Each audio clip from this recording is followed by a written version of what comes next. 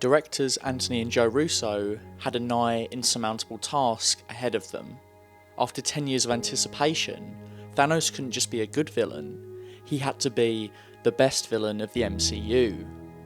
This meant he had to do some bad things, which he does, but it goes beyond that. The Russos knew it would take more if they wanted to make him the next Darth Vader. What made Darth Vader so memorable, what makes him one of the greatest villains of all time, is his empathy. It's the facets that make him feel like a hero rather than a villain. It's the things that make him feel like an underdog. The Russos understand this, and they put all of the things that made Vader great into Thanos. The challenge was evident from the very beginning. Thanos appeared beforehand in the Marvel Cinematic Universe, but these appearances were one note, mustache twirling, broad stroke caricatures of a villain. In many ways, these appearances are like what we first had with Vader. Imposing, intimidating, but one-dimensional. It was The Empire Strikes Back and The Return of the Jedi that elevated these excellent foundations into something much more. And so with Infinity War, the Russos had the same challenge. How do you take a character that it seems impossible to look inside and make you see things his way? How can you take a character, show him doing despicable things, and still feel by the end of it all that his victory was the most earned above all else?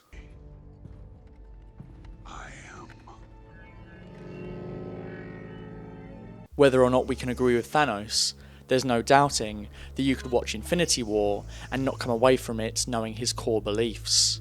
The neo-Malthusian ideals he champions seem so sincere, so selfless when he utters them. He doesn't hide his intentions from anyone. More than that, he's prepared to argue for them with such conviction.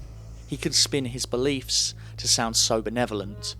We see Thanos call his cleansing merciful, yet we see a child panic in fear as they violently cling to existence. We know that what he says is indoctrination, yet whenever he is challenged on his morality, his past experiences can tip the balance in his favour every time.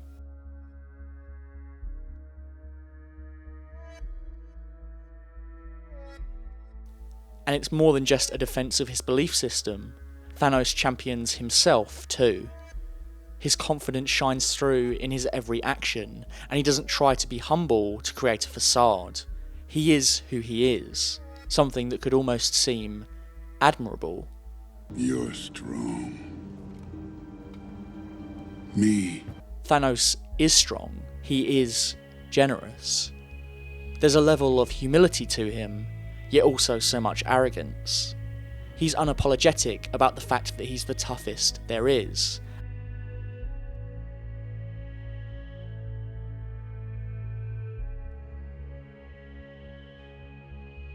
If you need to see how wholeheartedly he believes in his ideals, just look at the smile he gives when he's finally alone at the end of the movie. He doesn't ask for thanks, just like a true hero. It's truly good, at least by his own standards. As a wise man once said, to be truly decent, it has to be without witness, without reward. He sheds his armour because he is a holy man on a peaceful journey, or at least with those intentions in mind.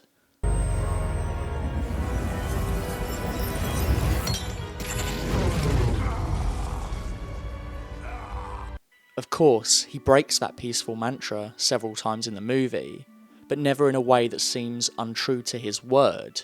He attacks people, he kills, but only when it stands directly in the way of his quest. There's several instances where he can kill characters, and he chooses not to. He subdues all of the Avengers at the end of the movie, rather than killing them. He gets 2 instances to kill Peter Quill, even after Quill has assaulted him under duress, and he doesn't. These moments can be used to help him justify his darker actions. He is a man of his word, for better or for worse. It's how we know that he does indeed love Gamora, before the Red Skull and the Soul Stone confirm as much.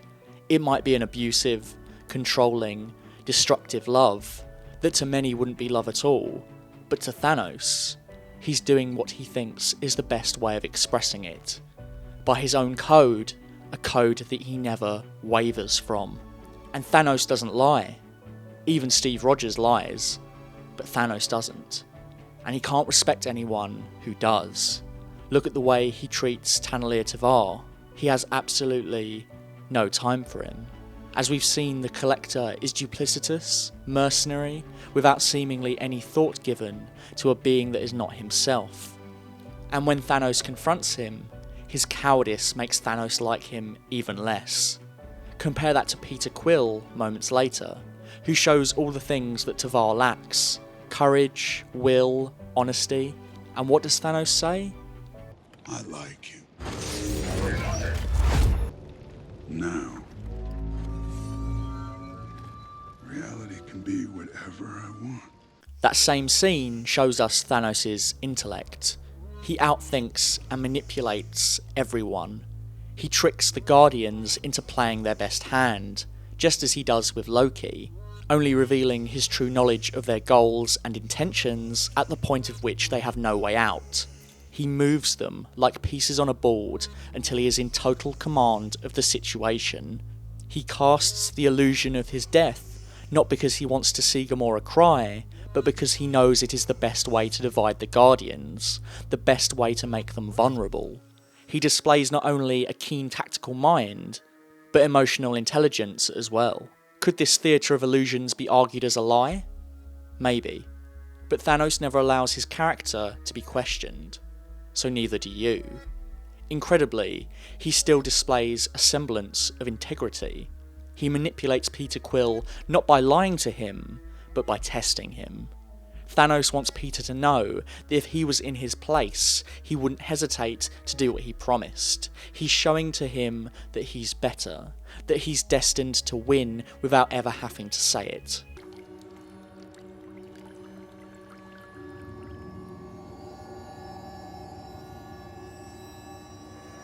But just because he's often 2 steps ahead of everyone else, it doesn't mean that he never finds himself in a tight spot. Part of why we end up wanting him to win in some sense, even if it's only just a little bit, is because the film frames him as an underdog at key moments. Look at what's going on here. He's being ganged up on by several characters, aggressively restraining him whilst he cries out in anguish. Suddenly, he's not the malicious figure, despite all that has happened. The Avengers are. They look like bullies. And the same thing happens when Thor impales him. He revels in it. He tortures him. Look at the expression on their faces. If you saw this moment without context, who would the film be communicating as the hero, and who is the villain through this imagery? Even seeing him fight and beat the Hulk is something that can feel oddly satisfying. The Hulk is rarely beaten, and never this easily. Thanos beats him through skill too, something we can again find commendable. Seeing a character display vulnerability, no matter who it is, makes us care. And when they manage to crawl out from an intense situation and against all the odds keep fighting, we can respect that. It makes all of Thanos' triumphs feel that little bit more earned.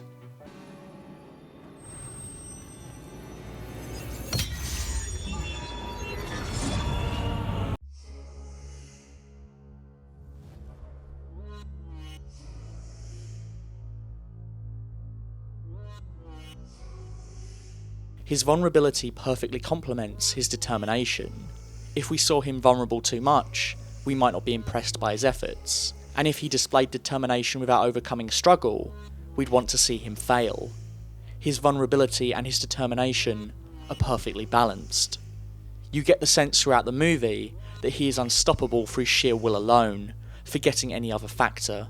He will complete his quest no matter what it takes.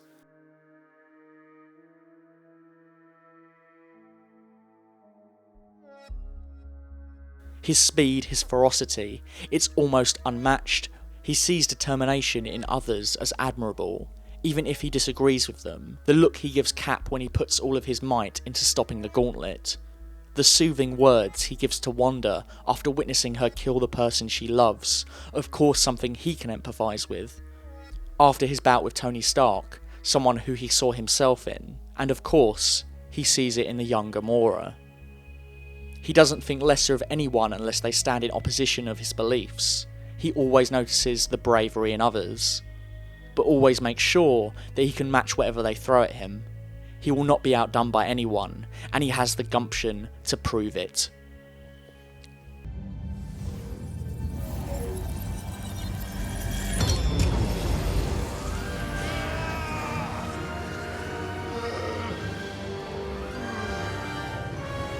We've looked at how other characters lost a lot in this movie.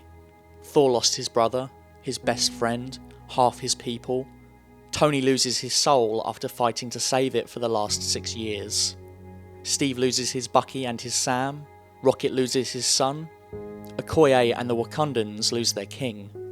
But Thanos loses something too. It might not be on the same scale, but Gamora is the only thing he has. The only thing he has that's still good in this world. The only part of him that the universe can accept. His creed, his integrity, his cunning, his vulnerability, his determination, it all binds together to concoct a portrait of a living, breathing character. But without Gamora, Thanos would not work. If Darth Vader has a Luke Skywalker, a character to ground him emotionally even if his soul is irredeemable to us, an umbilical cord to let us see behind the mask, then Gamora is surely Thanos' Luke. Just like Darth Vader, Thanos thinks that what he's doing is born out of love. He looks at Gamora and sees everything that he did for her, everything no matter how black it was, in service of trying to make her fend for herself. Then in doing so, made you the fiercest woman in the galaxy. No, I made you a champion. Knowing you'd hate me for it, that's the sacrifice a mother makes. The Russos wanted Thanos to do bad things, and he does continuously throughout the movie. But Gamora's death is the pinnacle of this. It's more than just murder. It's more than just villainy and maliciousness. What makes this his worst atrocity is his connection to Gamora, the way in which he very nearly doesn't go through with this terrible deed, but soldiers on anyway. And we can see parallels with this moment. But instead of doing the right thing when the time finally comes, Thanos takes the darkest path. It is the paradoxical nature of this deed that makes it feel so despicable. Wiping out the universe is a statistic, unbiased, random. But this is calculated, destructive, and the purest evil. What makes Infinity War so good is the fact that no one really wins, not without paying the price. And because of all this, Thanos deserved to win. Not in a moral sense, not because he was the kindest or the most assertive or the one that did the right thing. He didn't do any of that. He's an evil man, the movie ultimately makes that clear. He deserved to win because he wanted it more than anyone else. He deserved it because he tried the hardest and was willing to break himself and take the hits and kept moving forward. Thanos was the only one that was aware of who he was. He was aware of his flaws, he didn't wear a mask and hide behind a facade, he didn't rest on hope or put his trust in anyone other than himself. Because of these 6 traits and his rigid adherence to them no matter what the cost, he is the only person in the universe who had the will to carry out the thing he felt he had to do. Full Fat Videos is going to strange new places. Full Fat Videos just got upgraded, and along with that, we're upgrading our Patreon with new tiers and rewards just for you. We don't unfortunately monetize most of the videos on the channel because it has copyrighted content, so something like Patreon could really help us make Full Fat Videos self-sustaining, and it'll allow us to make better videos and better content for you. For just $1 a month, you'd be helping us out a great deal already, which is why we thank you at the end of every video. Not to mention you'd get exclusive access to Full Fat Milk Posting, a Facebook group where you can talk to us about movies, TV and games, as well as some memes. We like a bit of memes. For $3, you'll get access to everything from the previous tiers, but you'll also get the chance to watch our videos one day early, as well as get access to exclusive scripts and bloopers. For just $5 a month, you'll get access to everything from all the other tiers, as well as exclusive access to ask the questions for our monthly Q&As. And that's not all. For just $10, you'll get access to all of the above, as well as an exclusive commentary track picked by you. For $100, I mean, you'd be keeping the lights on, so we'd really appreciate it, and we'd probably thank you at the end of every video on camera. You'd be really helping us in any way, shape or form if you could consider contributing to our Patreon. We love making this stuff for you guys and we'd love to keep making more of it. So thank you, and thank you for watching. We're off to go make some more of that juicy content. We'll see you next time. Stay milky. Thank you for watching this week's episode of Full Fat Videos. Whether it be video essays, movie pitches, retrospectives, or our weekly Doctor Who discussion show, you can find it all here at our channel. So don't forget to subscribe and follow us on MySpace. I mean Twitter.